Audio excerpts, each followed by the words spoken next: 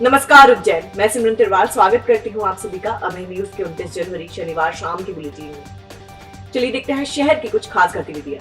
इस बुलेटिन के प्रायोजक हैं आर के निवास बाय आर के डेवलपर्स। शानदार घर खरीदें अब अपने बजट में। रामघाट पर शिप्रा में शनिवार शाम करीब 6 बजे इंदौर का अधेड़ कूद गया। हालांकि उसे तैराकों ने बचा लिया। उसका नाम सचिन पिता गोविंद तगारे, उम्र 42 साल, निवासी 10 सदर बाजार है। अधेड़ घर से परेशान होकर उज्जैन पहुंचा था। उसे महाकाल पुलिस के सुपुर्द कर दिया गया। उसे बचाने में अंशुल, गंगा प्रसाद, ओम प्रकाश शर्मा, जगदीश सोलंकी, उमेश भावसार की सराहनीय भूमिका रही। सचिन तगारे, गोविंद तगारे, सदर बाजार अरे हार के सर में।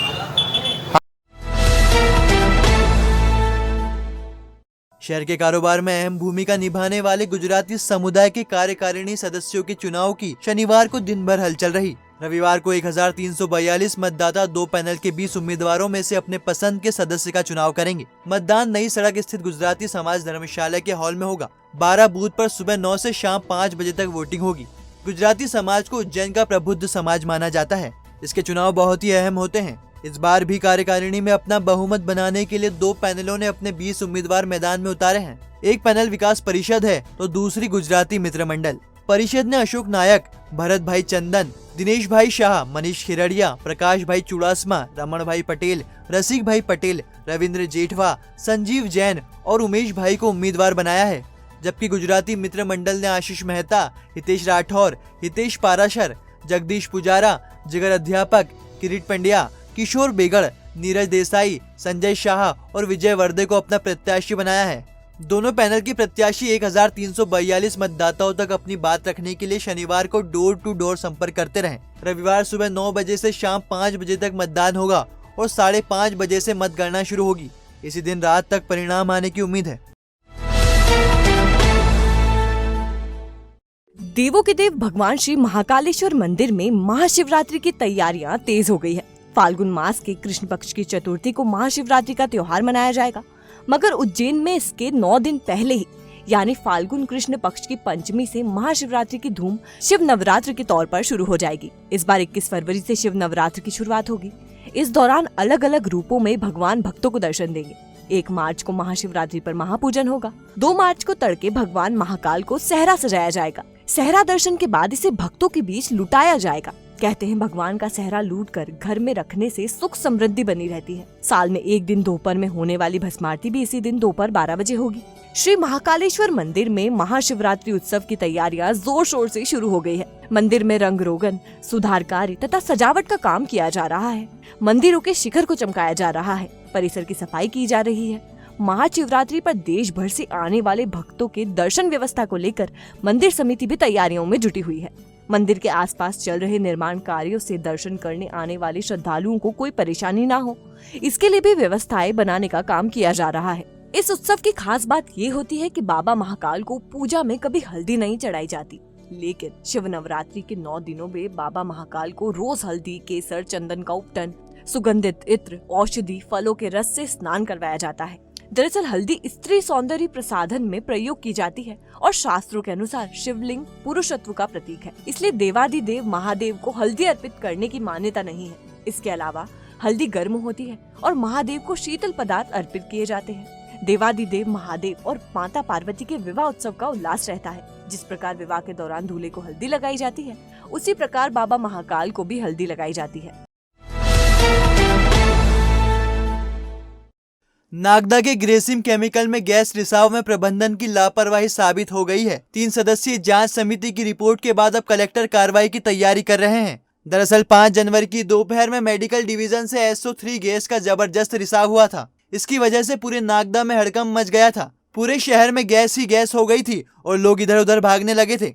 हालांकि कोई हताहत नहीं हुआ था। करीब 2 घंटे की मशक्कत के बाद रिसाव पर काबू पाया जा सका। इस मामले की जांच कर रही 3 सदस्यीय समिति ने अपनी रिपोर्ट कलेक्टर को सौंप दी। कलेक्टर आशीष सिंह ने बताया कि समिति की रिपोर्ट में प्रबंधन की गलतियां पाई गई है। इंडस्ट्रियल एक्ट के तहत इन पर कार्रवाई की जाएगी। देखिए, नागदा में जो घटना हुई थी उसके तत्काल बाद pollution control board, industrial safety और SDM की एक कमेटी बनाई गई थी, जिनके द्वारा जांच रिपोर्ट जो है प्रस्तुत करी गई है और उसमें निश्चित रूप से जो कंपनी का प्रबंधन है और वहाँ के जो कर्मचारी हैं उनका निश्चित रूप से कहीं न कहीं जो उनकी जिम्मेदारियाँ थी उनके ठीक ढंग से निभाया जाना ना पाया गया है। और इसमें हम लोग जो इंडस्ट्रियल सेफ्टी एक्ट है उसके तहत जो क्लॉज होता है उसके तहत आगे करेंगे। सेंट्रल जेल भैरवगढ़ के ड्यूटी इंचार्ज प्रकाश नीनामा के खिलाफ रुपए लेकर ड्यूटी लगाने और अवकाश के लिए रुपए मांगने की शिकायत की जांच कलेक्टर के आदेश पर शुरू कर दी गई है। शिकायत सही साबित होने पर कार्रवाई की भी तैयारी की जा रही है। दरअसल करीब 5 दिन पहले जेल के प्रहरियों ने ड्यूटी इंचार्ज के खिलाफ शिकायती आवेदन कलेक्टर और अन्य अफसरों को भेजा था। मामला संज्ञान में आते ही पुलिस ने जांच शुरू करवा दी है। कलेक्टर आशीष सिंह ने बताया कि ड्यूटी इंचार्ज के खिलाफ रुपया लेकर ड्यूटी लगाने की शिकायत मिली है। इसकी जांच करने और आवश्यक कार्रवाई करने का आदेश दिया है। यहाँ जेल से संबंधित एक शिकायत आई है कि जो ड्यूटी लगाई जा रही है उसमें भेदभाव किया जा रहा है और इस संबंध में जिसके खिलाफ शिकायत है उसको जांच करके हटाने के निर्देश जेल निदेशिका को प्रदान किए। उच्च शिक्षा मंत्री डॉक्टर मोहन यादव की गणतंत्र दिवस पर राजपथ पर निकली झांकियों को लेकर राष्ट्रपिता महात्मा गांधी, पूर्व प्रधानमंत्री जवाहरलाल नेहरू, इंदिरा गांधी और राजीव गांधी पर इशारे में की गई फर्जी की टिप्पणी ने बवाल मचा दिया है। उज्जैन में प्रदर्शन के बाद अब इंदौर, देवास से लेकर प्रदेश स्तर पर घमासान मच गया है। इंदौर में कांग्रेस ने यादव के खिलाफ हल्ला बोल दिया है। शहर में जगह जगह डॉक्टर यादव के पोस्टर लगाकर गोडसेवादियों होश में आओ का नारा टांग दिया गया है। कांग्रेस ने चेतावनी दी है कि मंत्री ने अगर माफी नहीं मांगी तो उन्हें इंदौर में घुसने नहीं दिया जाएगा। मुख्यमंत्री से यादव के इस्तीफे की मांग भी की गई है। शनिवार को देवी अहिल्या विश्वविद्यालय के गेट सहित शहर भर के अन्य स्थानों पर कांग्रेस नेताओं ने उच्च शिक्षा मंत्री के पोस्टर लगाए। पोस्टर पर उच्च शिक्षा मंत्री की पोस्ट और उनके फोटो के साथ लिखा कि उच्च शिक्षा मंत्री मोहन यादव अपनी पोस्ट पर माफी मांगे, अन्यथा कांग्रेस उन्हें इंदौर में घुसने नहीं देगी। डॉक्टर मोहन यादव ने अपनी पोस्ट पर लिखा था, गणतंत्र दिवस की परेड में नेताजी सुभाष चंद्र बोस थे, सरदार वल्लभ भाई पटेल थे। परेड में ना तो देश के फर्जी पिताजी थे, ना ही देश के फर्जी चाचा जी, ना लोहे की महिला थी, ना ही कंप्यूटर के आविष्कारक थे। परेड में काशी विश्वनाथ की झांकी थी, देवी वैष्णो देवी की झांकी थी, सनातन संस्कृति का नजारा था। मेरा देश सही में बदल रहा है। मेरा देश अंग्रेजी गुलामों के जबड़ों से निकल रहा है। मेरा देश सही में स्वतंत्र हो रहा है। वहीं उच्च शिक्षा मंत्री डॉक्टर मोहन यादव की फेसबुक पोस्ट पर मचे बवाल के बीच पूर्व मंत्री एवं सोनकच विधायक सज्जन सिंह वर्मा ने तीखी प्रतिक्रिया देते हुए उन्हें कीड़ा मकोड़ा तक कह डाला। उन्होंने शिक्षा मंत्री डॉक्टर यादव की भाषा को गोडसे के वंशजों के समान बताया है। उन्होंने कहा, जिनकी पीढ़ियों ने कभी स्वतंत्रता संग्राम में हिस्सेदारी नहीं की, वह आज महापुरुषों पर उंगली उठा रहे हैं। इनके जैसे कीड़े मकोड़े नहीं जानते स्वतंत्रता का इतिहास कितने बलिदानों से लिखा गया है। ये कीड़े मकोड़े महात्मा गांधी के पैर की धूल के बराबर भी नहीं। देखिए, ये शिक्षा मंत्री हैं, शायद मेरा ख्याल है इस मध्य प्रदेश के शिक्षा मंत्री मोहन यादव जी हैं। राष्ट्रपिता के अस्तित्व को नकारना, इंदिरा जी के, राजीव जी के अस्तित्व को नकारना, ये वो लोग हैं जो नाथूराम गोडसे के वंशज के, मतलब कोई भी व्यक्ति इनकी भाषा सुन ले तो वो खुद कहेगा कि गोडसे के वंशज के लोग हैं, जिनकी पीढ़ियों ने कभी स्वतंत्रता के संग्राम में अपनी हिस्सेदारी नहीं करी हो, वो लोग आज उन महान आत्माओं पे उंगली उठा रहे हैं। ये कीड़े मकोड़े क्या जाने कि भारत की स्वतंत्रता का इतिहास कितने बलिदानों से लिखा हुआ है। एक लाठी एक लंगोटी में जिस महात्मा गांधी ने अंग्रेजों से इस भारत को मुक्त कराया, आज़ादी दिलाई, कीड़े मकोड़ों की क्या औकात है, ये उनकी पैर की धूल के बराबर भी नहीं है। ऐसे लोगों की बातों को अब ध्यान देते नहीं है लोग। और अब खबरें दे दनादन। अवंतिकापुरी खालसा के महंत रामकुमार दास महाराज 80 वर्ष की आयु में शनिवार को ब्रह्मलीन हो गए। समाज सेवी हरि सिंह यादव एवं रवि राय ने बताया, 1980 के सिंहस्थ में अवंतिकापुरी खालसा का महंत रामकुमार दास जी को बनाया गया था। उज्जैन ऑटोमेट्रिस्ट एंड ऑप्टिकल एसोसिएशन ने मिलन समारोह में कोरोना महामारी से सतर्क रहते हुए स्वास्थ्य पर विशेष ध्यान देने की शपथ ली। अध्यक्ष गुरदीप सैनी तथा सचिव वरुण बत्ता ने बताया, इस मौके पर सभी को ध्वज भी वितरित किए गए।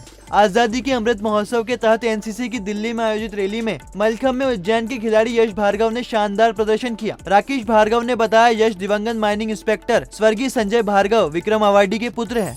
खाटू श्याम श्री महाकाल अखाड़ा परिषद की प्रबंध कार्यकारिणी की बैठक गायत्री मंदिर मुरलीपुरा में रविवार को सुबह 11 से शाम 4 बजे तक होगी। इसमें राजस्थान, महाराष्ट्र, तेलंगाना, मध्य प्रदेश, उत्तर प्रदेश के संत महंत शामिल होंगे। हिंदू जागरण मंच ने मस्जिदों पर लगे लाउड स्पीकरों से होने वाले ध्वनि प्रदूषण को लेकर चिमनगंज थाने पर ज्ञापन दिया। इसमें मंच पदाधिकारियों ने बताया कि लाउड स्पीकरों से होने वाले शोर के कारण बच्चे पढ़ाई नहीं कर पाते, बुजुर्गों को दिक्कत होती है, अतः ऐसे में इन पर प्रतिबंध लगना चाहिए।